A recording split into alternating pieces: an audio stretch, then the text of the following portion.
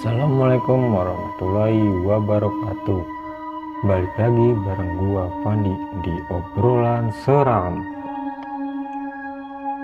Di obrolan seram kali ini, jadi ada sepasang suami istri yang mengalami kejadian aneh saat tinggal di kontrakan. Gimana keseruan ceritanya? Mari kita simak ceritanya. Sebelum gue mulai ceritanya, alangkah baiknya kalian tekan tombol subscribe, like, comment, and share agar gua makin semangat bikin video obrolan seramnya. Gak usah berlama lagi, berikut adalah ceritanya.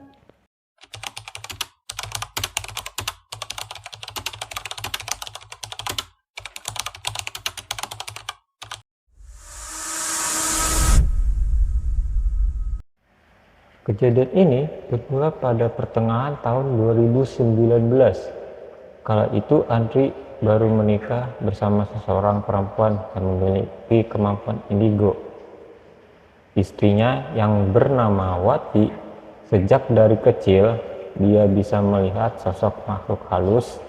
Bahkan sampai saat ini, meskipun dia sudah menikah dengan Andri, dia masih melihat hal goib tersebut dan selalu menerima bayangan beranggapan bahwa Wati mendapatkan titisan dari wujudnya dahulu.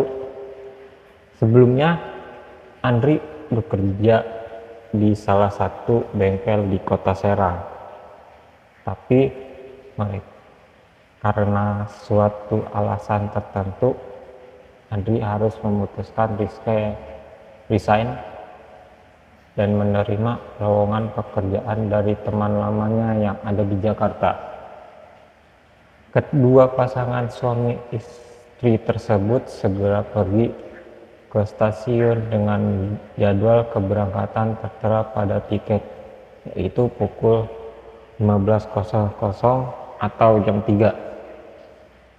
Andri bertanya kepada istrinya yang masih sibuk menata baju di dalam koper, "Wati, apa semua sudah masuk ke koper?" Wati kebingungan menjawab, "Ya mas." Wati bingung mana saja yang harus dibawa lagi. Andi yang tangannya sedang sibuk menalikan tali sepatu pun menjawab bahwa secukupnya saja. Hari sudah semakin sore. Andi dan istrinya sudah berada di stasiun kereta api. Tepat pukul jam 3 sore, mereka pun masuk ke gerbong kereta dan duduk di tempat duduk yang sesuai dengan tiket yang sudah dipesan di aplikasi Kai Akses sebelumnya. Pada saat keberangkatan, Andi tidak sengaja melihat keluar jendela gerbong kereta. Serentak kaget melihat sosok berjubah hitam misterius yang melambaikan tangan ke arah mereka dan lalu menghilang. Sosok itu, setelah melihatnya, Andi segera mengucapkan doa agar sosok tersebut bukanlah pertanda buruk bagi keluarganya. Singkat cerita, mereka telah tiba di Jakarta pukul 4 pagi. Andi dan istrinya langsung pergi kontrakan baru yang sudah dipesan oleh temannya dengan pergi menggunakan aplikasi driver online. Saat di perjalanan, anehnya Andi baru menyadari bahwa sopir itu sesekali melirik dari kaca spion tengah dan bertanya, "Maaf Pak, Bapak dari Serang ya Pak?" Andi yang sudah kelelahan tidak mengubris pertanyaan dari supir tersebut dan menyandarkan kepalanya. Anehnya, mobil itu seperti sengaja dimainkan dan bergoyang seperti sengaja dimainkan gas dan remnya. Andi sedikit mual, ingin muntah, itu pun menjawabnya, "Iya Pak, saya dari Serang." Akhirnya driver online itu pun kembali stabil. Karena mereka merasa aneh dengan perilaku sopir driver online itu, Andi pun kembali mengecek alamat yang akan dia tuju dari aplikasi Google Maps. Dan terlihat mobil yang mereka tumpangi menyimpang dari jalur yang tidak sesuai aplikasi. Loh, kok Pak, ini harusnya kan lurus, ucap Andi dengan sedikit ngotot. Supir itu balas ngotot dan menjawab, diam, saya cari jalan tikus biar cepat sampai. Andri pun hanya diam sambil melihat aplikasi Google Maps. Sedangkan istrinya dari tadi sudah merasa ketakutan karena takut ada hal yang terjadi di dalam mobil ini. Sampai akhirnya setelah melalui jalan itu di aplikasi kembali menunjukkan jalur yang benar, Andi akhirnya merasa lega. Setelah sampai ke alamat yang sesuai, Andi hendak mengeluarkan beberapa uang tunai dan memberikan kepada sopir itu. Teramat kaget melihat kondisi wajah sopir yang menyeramkan. Sopir itu memiliki wajah yang sedikit hancur, dengan leher memiliki luka lebam, juga dengan kondisi tangan melepuh seperti terkena cairan air keras. Tidak hanya itu, sopir juga ngotot dan berkata dengan lantang, cepat keluar. Andri dan istrinya berteriak ketakutan, langsung keluar dari mobil dan melarikan menuju kontrakan barunya. Terlihat gerbang dari kayu bertulisan kontrakan Mawar. Andri pun berteriak memanggil temannya, tapi tidak ada jawaban. Andri masih berusaha dan menelepon temannya, tidak ada jawaban juga.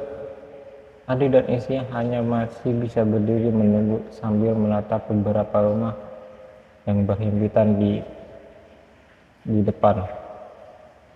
Andi pun melirik ke sana kemari sambil melihat siapa tahu ada yang bisa nolong. Itu pun tiada ada satu orang pun yang lewat. Sampai akhirnya Andi melihat ada pos kambing tanpa penerangan. Mereka pun segera menuju ke sana. Namun, tempat itu seperti sudah tidak digunakan lagi, dengan kondisi yang kotor, berantakan, bahkan tiang yang terbuat dari kayu pun sudah hampir habis dimakan rayap. Tidak mempedulikan itu semua, dia dan istrinya duduk di pos tersebut, tapi istrinya berkata, "Mas, aku takut." Andi hanya bisa menjawab menenangkan kalau istrinya akan baik-baik saja dan tidak usah takut. Belum lama mencoba memejamkan mata, istrinya tiba-tiba berteriak, berkata ada sesuatu yang merayap di kakinya. Andi pun bergegas memeriksa dengan senter HP dan ternyata memang ada kelabang yang merayap di kaki istrinya. Saat Andi bergegas menghilangkan kelabang tersebut, malah naasnya tambah semakin banyak. Istrinya yang ketakutan berteriak dan langsung melompat menjauh dari tempat itu.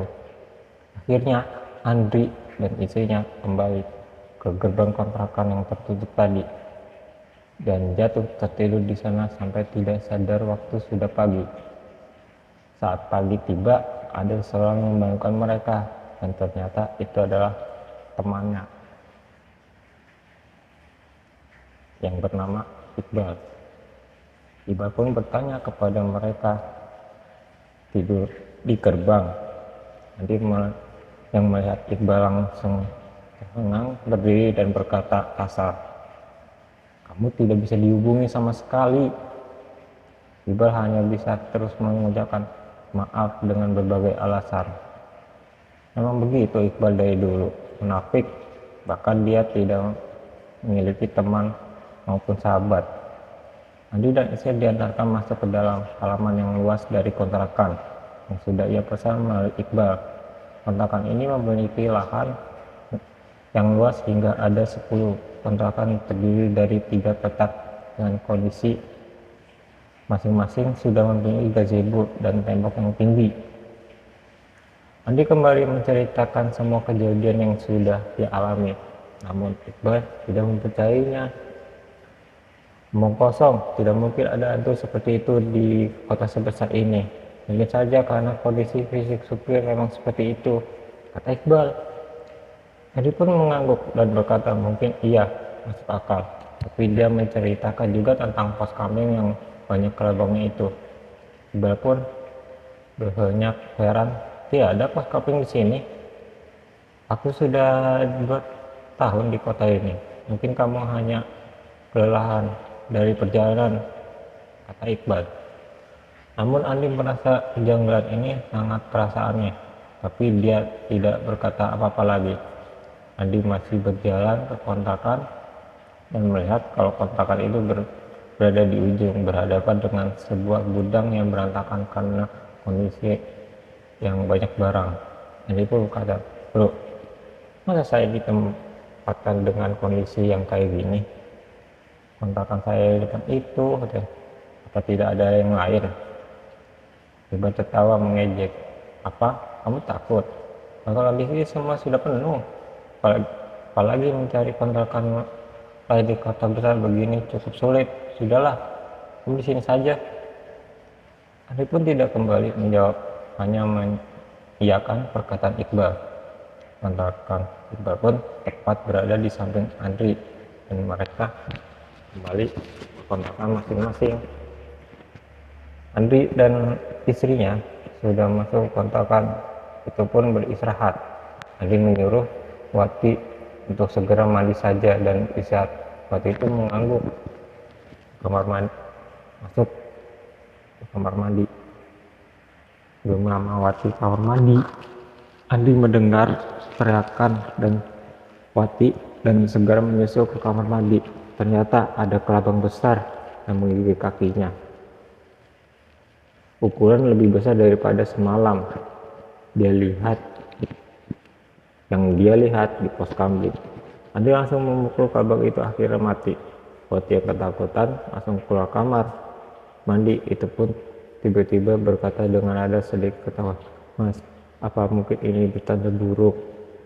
Andi tahu istrinya sangat ketakutan, apalagi setelah melewati beberapa kejadian seram yang sudah mereka alami. Udah ya, tidak apa-apa, jangan berpikir hal yang buruk, kata Andi menenangkan. Padahal sebenarnya Andi juga merasakan kejanggalan yang aneh saat mereka di sini. Betul Mas, bahkan tadi kan saat aku mandi pun aku mencium bau anyir. Aku merasa seperti ada yang diperhatikan. Mungkin karena bau dari kebun belakang punya orang masuk di sela-sela jendela kamar mandi. Andi sudah memastikan tidak ada keanehan di lingkungan tersebut. Keesokan harinya, hari pertama Andi bekerja. Dia berangkat menuju kantor barunya bersama Iqbal. Dia pun pamit kepada istrinya untuk berjaga-jaga. Dia bilang ke istrinya, kalau saja dia takut, nyalakan saja lampu seluruh rumah. Andi pun bergegas duduk di jok belakang motor Iqbal. Saat perjalanan keluar gerbang, dia kembali memastikan pos kambing yang sebelum. Dan ternyata tempat itu tidak ada pos kambing. Semuanya sudah berubah menjadi material batu. Iqbal benar-benar aneh, namun tetap menuju ke kantor. Pada saat di kantor, hujan begitu banyak sampai dia harus langsung lembur. Dia pun khawatir kepada istrinya dan mencoba menanyakan kabar melalui chatting bagaimana keadaan dia di rumah. Andi lega, ternyata istrinya baik-baik saja di kontrakan itu. Pada malam hari, Andi kembali chat dengan istrinya karena dia pulang larut sekali jam 12 malam. Di perjalanan dia menatap HP, keheranan karena tidak ada balasan dari istrinya. Andi pun berpikir kalau istrinya mungkin sudah tidur lelap di atas kasur. Andi sudah sampai di depan rumah, mengetuk pintu 3 kali dan memanggil nama istrinya, tapi tidak ada jawaban. Sampai akhirnya istri membuka pintu, berteriak kaget, "Astagfirullah, kamu siapa?" Andi pun kaget. "Wati, kamu kenapa?" "Ini aku, suamimu," sambil memperlihatkan semua bukti kalau dia adalah suaminya dengan menunjukkan isi chatting kalau dia pun akan pulang malam. Ini si istri pun kaget. "Lalu itu tadi siapa, Mas?" Istrinya tebak-tebakan menjawab. Andi bertanya, "Siapa? Ada kamu yang masuk tadi langsung kamar mandi," ucap Wati dengan wajah ketakutan. Andi dan Wati bergegas melihat kamar mandi sampai menunggu pintu terbuka. Ternyata tidak ada siapapun. Lalu itu siapa? Keesokan harinya, Andi kembali bekerja seperti biasa. Saat perjalanan, dia bertanya kepada Iqbal mengenai kejanggalan di kontrakan itu. Iqbal seperti tidak peduli dengan cerita Andi. Dia hanya berkata, "Itu hanya perkenalan saja." Untungnya pekerjaan di kantor hari ini cepat selesai sampai sore hari. Jadi Andi bisa langsung pulang dan menemani istri sejak sore. Tidak apa-apa terjadi hingga malam jam 9 malam. Saat Andi dan istri hendak terlelap tidur, tiba-tiba ada yang melempar batu membuat kaca jendela mereka pecah. Andi yang kaget langsung serentak dan memeriksa keadaan di luar. Saat hendak melihat ke arah jendela, tiba-tiba lampu rumah semua padam.